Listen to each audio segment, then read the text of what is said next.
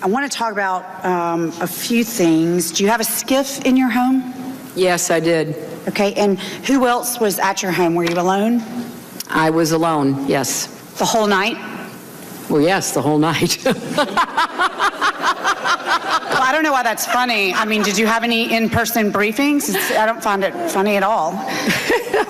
I'm sorry, a little note of levity at 7:15. Well, I mean, the reason I say it's not funny is because it went well into the night when our folks on the ground were still in danger. So I don't think it's funny to ask you if you were alone the whole night. Congresswoman, you asked if I had a skiff. I had secure phones. I had other equipment that kept me in touch with the State Department at all times.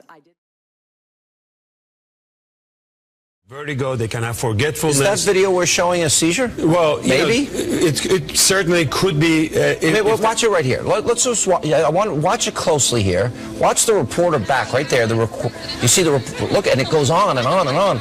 That is, to me, bizarre. There's certainly some neurologic issue going on depending on when this tape was taken, but 30% of the patients that have some sort of the post-traumatic injuries, they can have cognitive issues, forgetfulness. Sometimes they can forget words. The brain freezes. So I can show, just to be clear on, I talked to a top epileptologist today, a seizure specialist, one of the top in the country, that does not think that's a seizure. So I want to be clear. We need the records to be able to make those determinations. About 90 minutes in, Mrs. Clinton left, saying she felt overheated. Before she was taken to her daughter's apartment, a camera captured Mrs. Clinton appearing woozy and losing balance as she was escorted into her SUV. A short time later, she emerged from her daughter's apartment.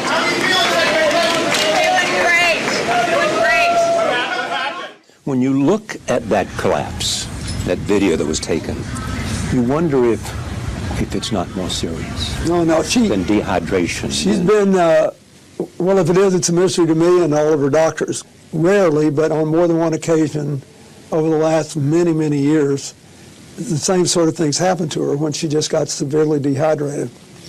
And she's worked like a demon, as you know, as Secretary of State and as a senator, and in the years since.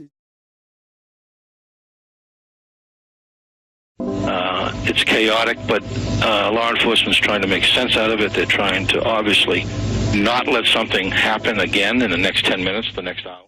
This is an NBC News special report.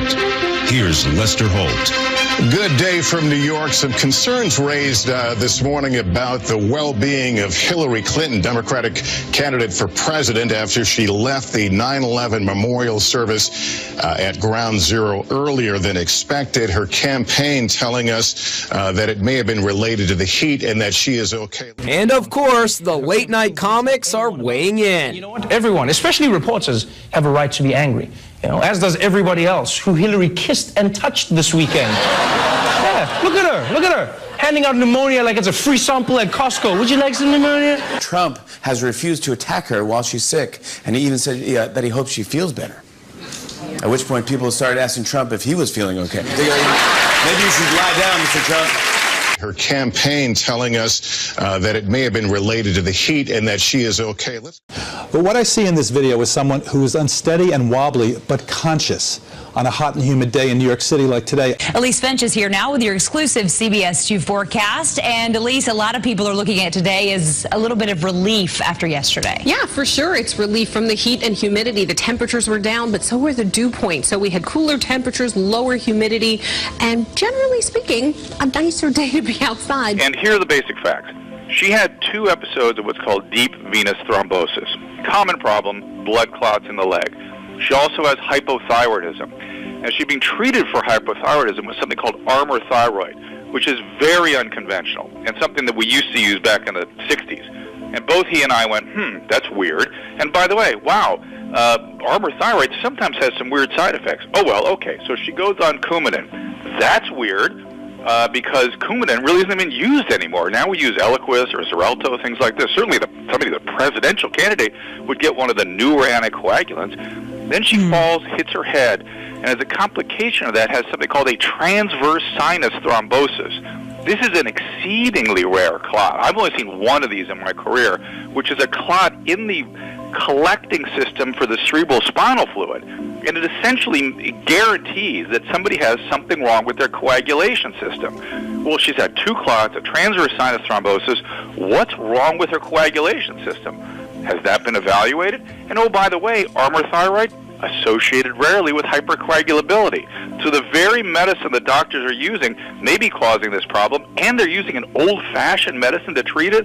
What is going on with her health care? It's bizarre. I got to tell you, look, maybe they have reasons, but at a distance, it looks bizarre. And she would continuously berate people, as I mentioned before. But she was like 2 different people. Again, she would be polite and nice to everybody when the cameras were on, and then when they were off, she was just cold, distant. Seconds later. Just almost instantly. I mean, that's what I've experienced quite a few times. And I also think we'd be a lot better off if we actually talked to each other instead of yelling at each other. I am so sick of the Sanders campaign lying about me. She does seem angry a lot. Right. And you're saying behind closed doors when nobody's looking, she's that angry person always. Mostly. Or distant, cold. What I've been looking at there, Sean, doesn't concern me too much. That's her being a politician. The kind of anger I'm talking about is where she just almost can't even complete a sentence. She starts yelling, screaming, cussing. I talked in the book how she... By the way, mistreating people in their positions. Sure. All the time. Yes, the uniform division officers, agents. So this is like you're describing a phony, fake, fraudulent human being. Absolutely. All right, let me give you an example. This is Hillary, saying she remembers landing under sniper fire when she went to Bosnia. This is what she said. I remember landing under sniper fire. There was supposed to be some kind of a greeting ceremony at the airport, but instead we just ran with our heads down to get into the vehicles to get to our base. Great image making, but here's the problem. We have the real video, and this is it. This is Hillary arriving not under sniper fire, but she walks up to a group of young girls who give her flowers and give her gifts. That's not exactly sniper fire. So is that the person you're trying to warn America about? Yes. Explain. In other words, she sits with an interview with Bill. You think they're the happiest couple together. The light goes off. She hates him. Right. I don't know if she hates him or not, but I will tell you that the example you just showed there is a perfect example of anybody that worked around them in the Secret Service. When they saw that, they knew they started laughing their faces off because they knew that was a flat-out lie. Secretary Clinton said there was nothing marked classified on her emails either sent or received. Was that true? That's not true. Secretary Clinton said I did not email any classified material to anyone on my email. There is no classified material. Was that true?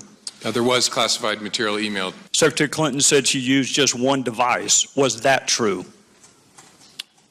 She used multiple devices. Secretary Clinton said all work-related emails were returned to the State Department. Was that true? No, we found work-related emails, thousands. Did her lawyers read the email content individually? No. The internet is lighting up with conspiracy theories claiming this is not Hillary Clinton, but a body double. Hillary seemed in good spirits as she emerged from her daughter Chelsea's apartment Sunday after collapsing at the 9/11 memorial ceremony. But the Twitterverse erupted. Nose looks very different. This isn't Hillary. Another conspiracy theorist noted the absence of any obvious Secret Service agents close by when Hillary walked out of Chelsea's apartment building. Some citizen sleuths claim the woman emerging from Chelsea's apartment was actually this woman, Teresa Barnwell, who's the spitting image of the presidential candidate. And Teresa added fuel to the fire when she posted a photo of herself outside the apartment building wearing sunglasses with the caption, "Maybe I was in New York." Teresa Barnwell even has an ironclad alibi. She was impersonating Hillary all right, but 3,000 miles away in LA. Here's the evidence. She was appearing live on Spike TV's Lip Sync battle along with lookalikes of Bill Clinton, President Obama, and First Lady Michelle. Why did you post that tweet? Just to kind of mess with people because of this rumor that had started that some kind of body double had come out of the apartment instead of the real Hillary. She's worked like a demon, as you know, as Secretary of State and as a senator, and in the years since. Now, one of the things that I have learned about Hillary Clinton is that one of her heroes, her mentors, was Saul Alinsky. And her senior thesis was about Saul Alinsky. This was someone that she greatly admired and that affected all of her philosophies subsequently.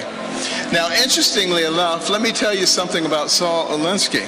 He wrote a book called Rules for Radicals. On the dedication page, it acknowledges Lucifer, the original radical who gained his own kingdom. Now think about that. This is a nation where our founding document, the Declaration of Independence, talks about certain inalienable rights that come from our Creator. This is a nation where our Pledge of Allegiance says we are one nation under God. This is a nation.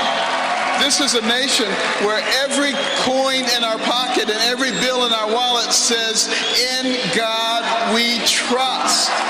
So are we willing to elect someone as president who has as their role model somebody who acknowledges Lucifer? Think about that. The secular progressive agenda is antithetical to the principles of the founding of this nation.